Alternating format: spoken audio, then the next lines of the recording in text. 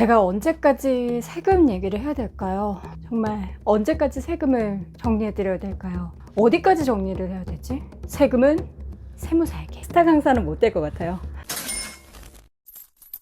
안녕하세요, 여도은입니다.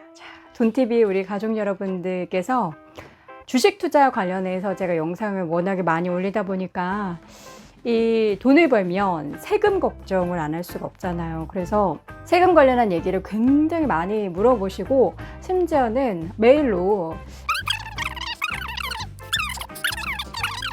여러분 마음 알고 있습니다. 일단 오늘 영상을 만약에 처음 보시는 분들은요, 저의 이전 세금 ETF, 주식, 해외 주식, 국내 주식 관련된 세금 영상을 먼저 보시고, 금융소득 종합과세 관련된 영상도 있죠. 먼저 보시고 이 영상은 끝판왕으로 제가 이제 과연 오늘 이후로 세금 관련된 영상을 만들지 않고 싶습니다. 않고 싶어요. 더 이상 저도 세금 너무 싫어요. 어쨌든 오늘 영상은 제가 판서를 하려고 이렇게 도화지까지 준비를 했어요. 이게 잘 보일지 모르겠는데 제가 그냥 영상으로 PPT 자료로 보여드리는 것보다는 뭔가 이렇게 써가면서 하는 게 좋을 것 같아서 제가 미리 연습도 이렇게 해봤거든요. 근데 잘은 안 보일 것 같은데 어쨌든 최대한 좀 크게 쓰면서 영상 세금 관련해서 총정리 해보도록 하겠습니다. 그러니까요, 오늘 영상의 핵심은요, 내가 만약에 국내 주식도 하고 해외 주식도 하고 그런데 ETF 투자를 하고 있는데 국내 ETF에서 해외 주식 관련된 ETF를 투자하고 있다 하시는 분들은 아예 해외 쪽에 있어서 직접 투자를 좀 생각을 해 보셔야 되고요.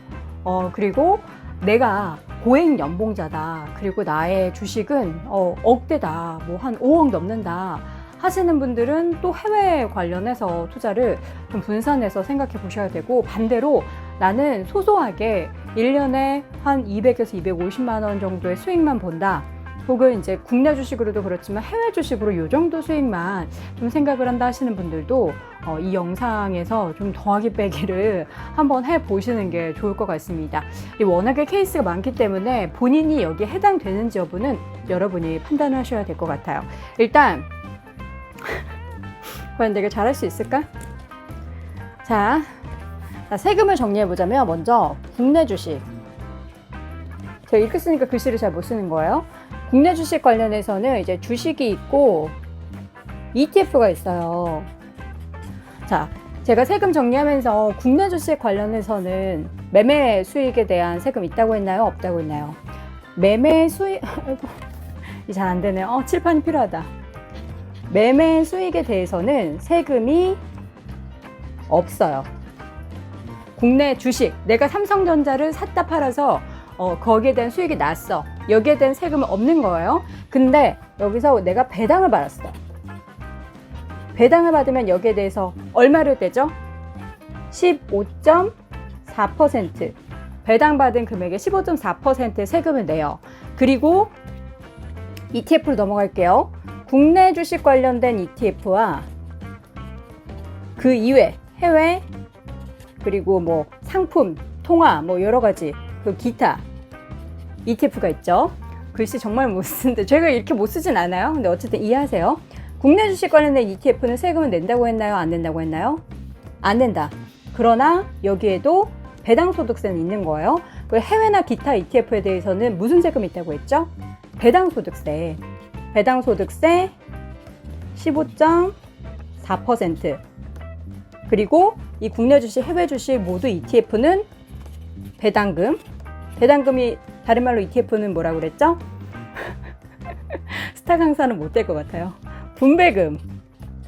분배금 관련해서 여기에도 몇 퍼센트 있다 그랬죠? 15.4%.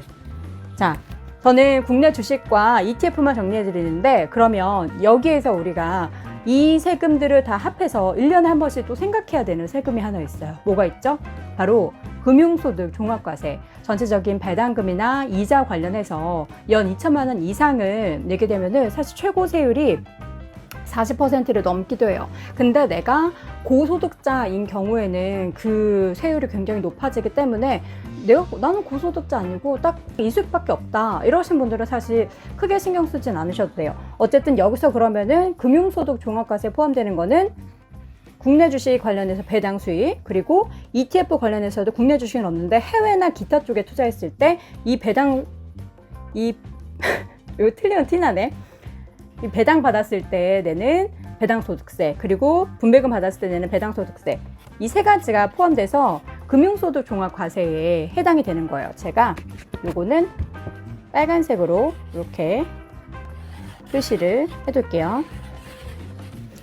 아, 정말 하나도 못 알아듣겠다 하시는 분들은 제 이야기만 잘 들으셔도 알아들으실 수 있을 거예요.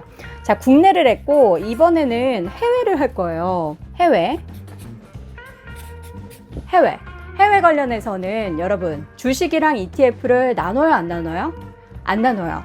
주식이랑 ETF 다 합해서 그냥 종목으로 봐요.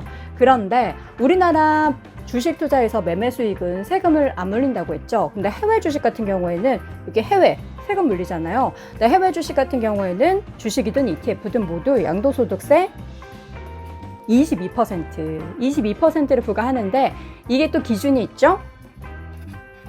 250만 원 수익에 250만 원까지는 공제를 해주고 250만 원 이후의 수익부터 세금을 부과하는 거예요. 근데 여기에 궁금한 점이 하나가 생길 수 있어. 야, 이제 좀 내릴 수 있겠다. 250만 원의 환율의 기준은 어떻게 책정이 되느냐.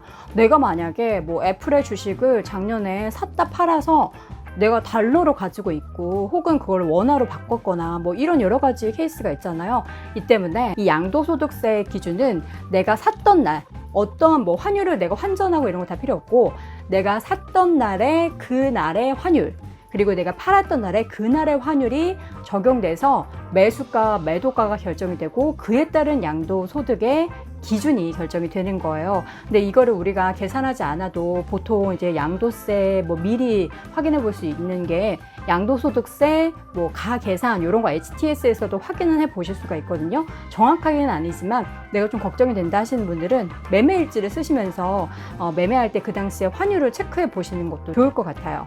자, 그러면 여기 주식이나 ETF의 양도소득세 22% 플러스 여기에서 이제 주식이나 또 ETF 해외 주식도 배당금을 받게 되잖아요. 그래서 배당소득세 미국 주식 얼마죠? 미국 주식 기억하세요? 15%.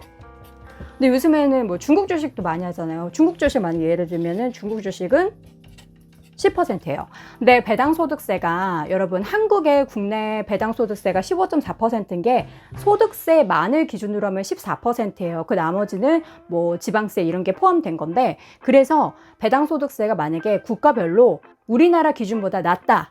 그러니까 예를 들면 중국 같은 경우는 10%니까 4%가 낮은 거잖아요. 그럼 추가로 징수가 돼요. 근데 미국 주식 같은 경우에는 15%니까 오히려 오버됐어요. 그렇기 때문에 추가적인 징수 없이 15%의 배당소득세만 원천 징수돼서 미국에서 이미 떼서 우리 계좌로 들어오는 거예요. 자, 여기까지 다 이해되셨죠? 그러면은 여기에서도 우리가 생각하는 그 금융소득 종합 과세 여기에 해당되는 거 이제 찾아야겠죠. 여기에 해당되는 거 뭐가 있을까요, 여러분?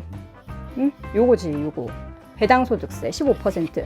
배당으로 2천만 원 이상. 그러니까 내가 미국 주식만 수익 내서 많이 수익이 돼도 250만 원 이상에도 22%만 세금으로 내면 되는데 배당소득 같은 경우에는 따로 다 합해서 만약에 2천만 원 이상이 되면은 요것도 합산과세가 되는 거예요. 근데 요거는 주식 관련해서 22%.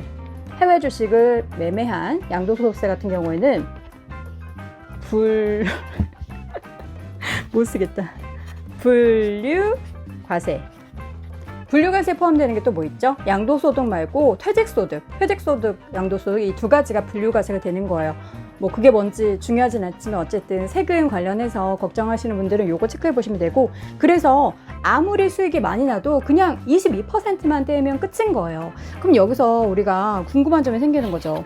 배당소득세 그리고 내가 해외 주식으로 돈을 굉장히 많이 벌고 있긴 한데 나는 국내 ETF로 해외 주식을 하고 있어서 여기 관련해서 배당소득세도 떼이고 이게 많아지다 보면은 금융소득 종합과세 대상도 된다. 이런 분들 혹여 계실 거예요. 그런 분들은 그럼 어떻게 하는 게 좋을까요?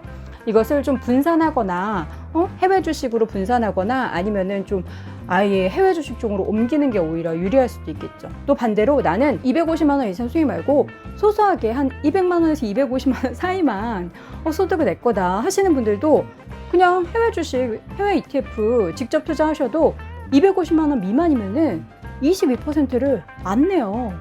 2020년부터 달라지는 것 중에 하나가 국내외 주식 손익에 대해서 통산을 하는 거예요. 근데 여러분 마냥 좋아하실 수가 없는 게 해외 주식은 물론 지금도 전체 손익 합해서 250만 원, 그러니까 내가 뭐 1000만 원의 수익을 보고 800만 원의 손실을 봤어요. 그러면 200만 원이 수익이기 때문에 250만 원 미만이라서 22%를 안 내잖아요. 근데 이제 해법 개정되면서 국내외 주식 손익 통산이 된다. 그래서 내용을 확인해 봤더니 해당되는 분들이 많지 않은 거예요. 왜냐면 이 국내 주식 관련해서 양도소득세가 부과가 되는 그러한 손익에만 포함이 된다는 거예요. 양도소득세. 여러분, 국내 주식 매매할 때 양도소득세 내요, 안 내요? 안 내잖아요. 누가 내요? 대주주만 내요. 그러니까 여러분들이 대주주라면 국내외 주식 거래하고 나서 손익 통산이 되는데 대주주가 아닌 우리 개인 투자자분들은 이게 안 되는 거예요. 그러니까 세법이 개정이 돼도 양도소득세 포함된 부분만 이게 손익 통산이 된다는 점 꼭 체크를 해 두셔야 됩니다. 이해 좀 되셨어요? 여기 중에서 내가 어디 부분에 포함이 되는지 해외 주식 관련해서는 내가 250만 원까지는 나에게 좀 유리한 부분이 있으니까 혹은 나는 15.4%만 내도 플러스 금융소득 종합과세에 좀 포함이 되는 수준까지 배당 소득세나 이자 소득세가 있으면은 오히려 해외 주식에서 한 22%만 내는 게 더 세금적인 측면에서 유리할 수도 있겠다, 이렇게 생각하실 수도 있는 거예요. 또 플러스 최근에 그 해외 금융 관련해서 자산이 5억 이상이신 분들은 신고를 해야 되는 거 알고 계시죠? 그러니까 지금 사실 해외 관련한 투자가 너무나 많이 늘어나고 있다 보니까 이 정부 당국에서도 굉장히 혹시라도 새어나가는 이런 돈들이 없는지 예의주시를 하고 있는 것 같아요. 그러니까 내가 5억 이상의 자금을 가지고 있다 하시는 분들은 6월 말까지 신고를 해야 되니까 이 부분도 꼭 체크를 해 주시길 바라겠고요. 관련해서 내용들이 좀 긴데 많이 궁금해 하시는 분들 계시면 저희 구독자분들 가운데 5억 이상의 금융 관련한 계좌를 가지고 계신 분들 많으시면 그 영상도 좀 준비를 해 보도록 할게요. 오늘 제가 진짜 판서를 해가면서, 이거 보이세요? 이거 혹시 모르니까 캡처하실래요? 자, 이렇게 마지막으로 끝판왕으로 정리를 해봤는데 이래도 또 궁금한 게 많으실 거예요. 그래서 과연 제가 이번 영상을 끝으로 세금 관련된 영상이 마지막이 될지 여부는 모르겠고요. 그리고 해외 주식 관련해서 좀 세금을 절세하는 방법을 알고 싶다, 뭐 이런 이야기도 하셨는데 크게 두 가지가 있잖아요.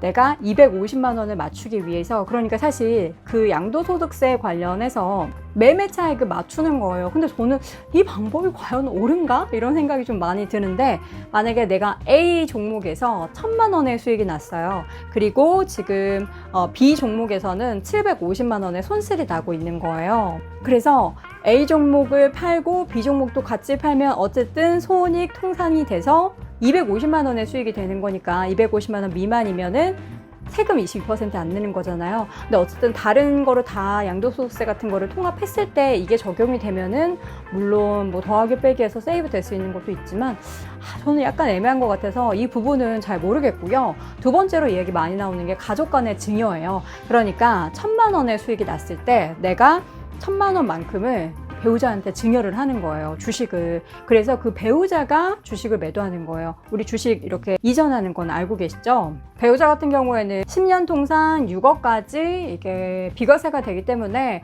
이런 방법도 많이 쓰고 있다고 하는데, 저는 사실 이렇게 뭐 세금을 충분히 뭐 증여하고 이런 방법으로 세이브할 수도 있지만 그냥 많이 벌고 내라는 거 세금 내고 절세에 내가 만약에 이렇게 좀 살짝 비껴서 포함이 된다 하시는 분들은 이런 방법도 같이 활용해 보시는 게 좋을 것 같습니다. 과연 오늘 영상이 세금 관련된 영상으로 끝일까요? 그것이 저도 알고 싶네요. 오늘 영상 관련해서 제가 뭐 판서를 하면서 설명을 해드리긴 했는데 혹시라도 다시 한번 제가 라이브라도 해서 여러분께 궁금증을 좀 해결해 드릴 수 있는 그런 시간도 함께 마련을 해 보도록 할게요. 저는 사실 세무사가 아니고 세금 관련해서는 더 유능하게 아는 분들이 많기 때문에 그런 분들께 또 도움을 요청하면 더 좋을 것 같습니다. 자, 여러분들의 계좌가 늘 빨간불로 수익으로 가득하길 바라면서 오늘 영상은 여기까지고요. 저는 다음 영상에서 또 만나 뵐게요. 고맙습니다.